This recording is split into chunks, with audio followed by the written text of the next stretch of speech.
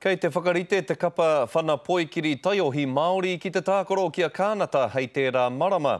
I te haratau te kapa i te rānei, i reira mātou e mātakitaki ana. He hia ki te hau kerekere i te hoariri. As much as it's a celebration of Māori success for me, the boys want the trophy.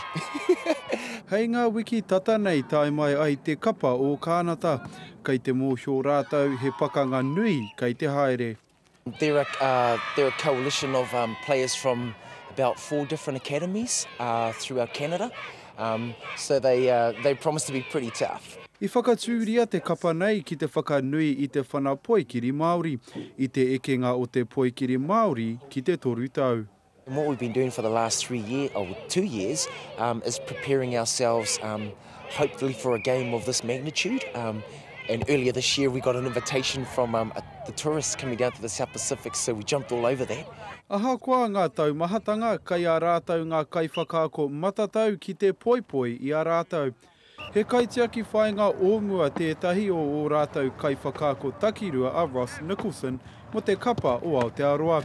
Āpiti atu ki tērā he ngā kau tahi te titiro o ngā kai tākaro. Yeah, it'll be alright, but I think we can win. I reckon we got some big boys. All around the field it's looking good. The touch and stuff that they've got, it's pretty good.